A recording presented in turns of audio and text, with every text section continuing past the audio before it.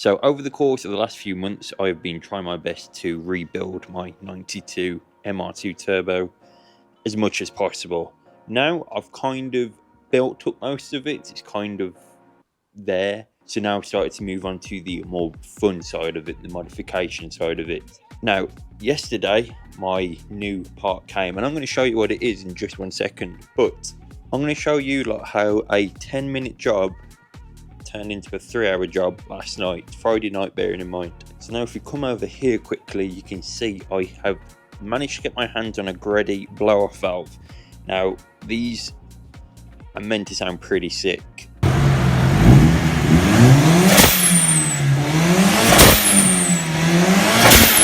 I don't know because it hasn't gone on the car yet. Essentially, I ended up snapping this bolt because this wouldn't sit flush, and I kept thinking it had to go tight. It didn't have to go tight at all. I mean, just look at the thing. It generally is beautiful. I've been wanting one of these for a while for the car, but I could only get them from Japan. And if I could get them from Japan, there was like £500, and you have the shipping tax, the import tax, the lot. So luckily, I managed to just put one in the MR2 forum. A guy had one lying about, very reasonable, to be honest. It was very cheap compared to, it was not £500, it was under £100. And he'd already built the MR2 adapter for the charge pipe. So now all I have to do is get this back in that slot. And then I can also show you some other modifications I have done, which sit right there. If you all do enjoy this video, please obviously like and subscribe. On a goal to hit 3k subscribers by the end of the year. It's very doable with all your lot's help. Nevertheless, let's get straight into getting this car running again.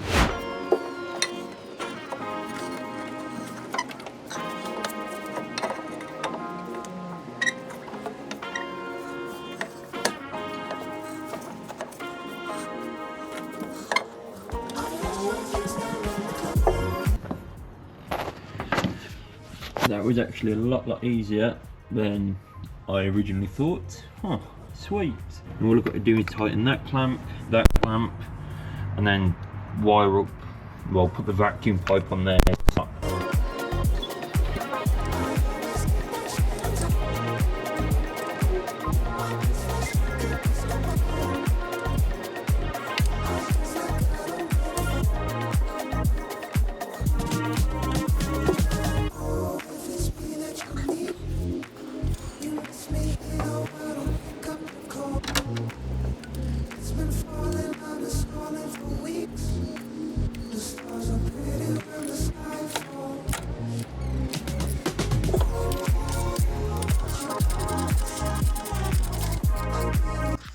Okay, and then so about an hour after trying to build this blank, I have managed to kind of just stuff enough, where has it gone? Stuff enough stuff in the hole to stop it from leaking. I've tried blowing a lot of air down and smoke, and it's fine. So now, the scary part of, does it run? Because it should be full of fuel, because we had to bump it in because it had no pipe on, so it would start and cut out instantly. So I should start it, but it might struggle to start and then run a bit lumpy for about 10 seconds.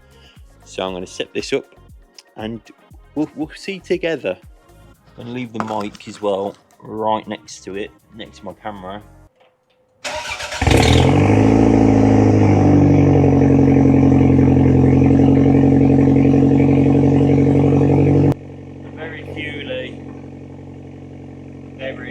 Very fuely actually, yeah. Okay, plan of action, I'm going to take this out, pack everything up, and we'll go on a little wee drive, see what I've done worked. My money is on it doesn't work, to be honest.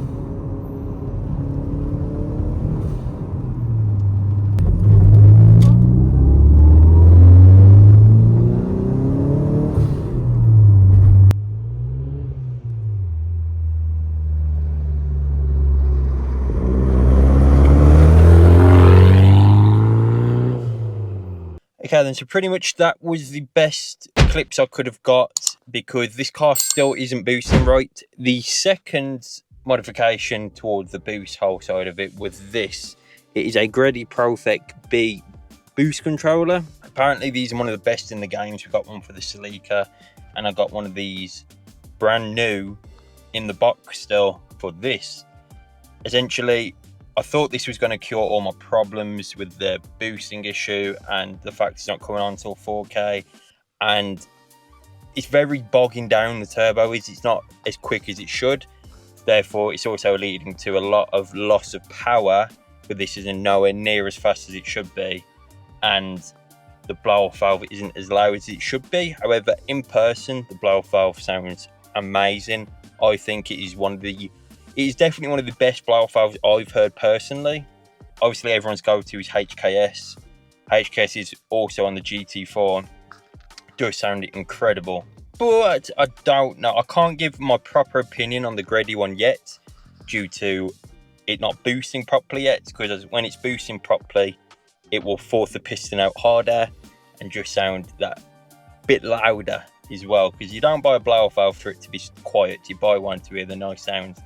And fortunately for me, it's right in the back of my head back there, so it's perfect for me.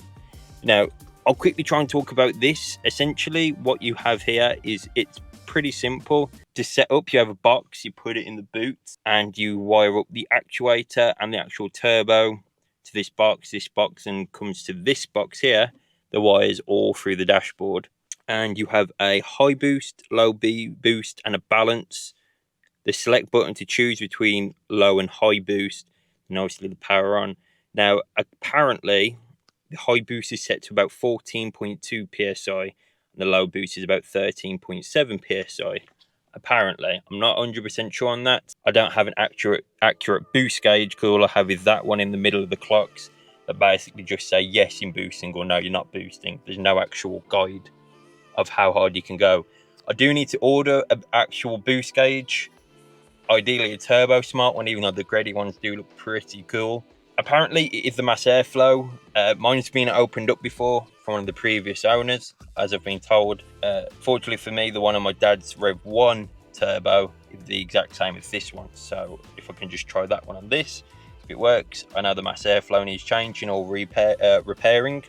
Essentially you can get the electronic ones. What they said before, it was an Apex one that was in there. Ignore all the rubbish in there, I still haven't cleaned it all out. It's got the cigarette butts in, it's disgusting. Pretty much the Apex one, you could see the live boost gauge, your revs, your speed. The Apex one was really cool. I've only just sold that one to another guy, but apparently they're really hard to set up, the electronic ones, and whereas these ones are not. You can drive them, just adjust them while you're driving and you're sweet. I've even turned the balance up so it comes on pretty sharp, but again, it just makes no difference. There's 1,010% a problem with the boosting, but the induction pipes are more sweet, the boost pipes are more sweet, there's no cracks, there's no perishing, because the ones that was perishing I've done. So it's just a bit of a tough one. I'm getting towards the bottom of it now. So like I was told, it could either be the ECU resistors that start to leak, and at this age of the car now, you know, they do have problems with the ECUs just because of them old cars, and the mass airflow. And then also check the O2 sensor if it's got a good earth, because apparently them three are the three things that I need to try first. So that is what is on my to-do list, and then hopefully when it's all boosting right, I can do another video of just everything this car has to offer: the exhaust, the induction, the blow-off valve, the boost, the car itself, what it should be, and then again it is sweet from there. But until I fixed it, obviously I can't do that properly for you. There's also still these horrible noises on the rear.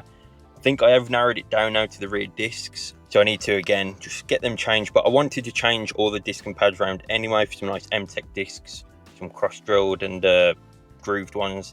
Get some nice fresh Brembo pads in there as well, and repaint the suspension and calipers while I'm there. I've got all these big plans for this car, but again, everything is so expensive for this car now, and if it's also really hard to find as well for the car, so it's just one of them. But yeah, I hope you did enjoy this video of me installing a blow-off valve to this car and just going on a little bit about this, that again, isn't into its full potential yet. But if you did enjoy, obviously please hit the like and subscribe, as it means a lot to me. Again, I'm on a road to hit 3k subscribers by the end of the year. Any bit of help, you know, is very much appreciated. But yeah, I hope you all enjoyed, and I'll see you all on the next one.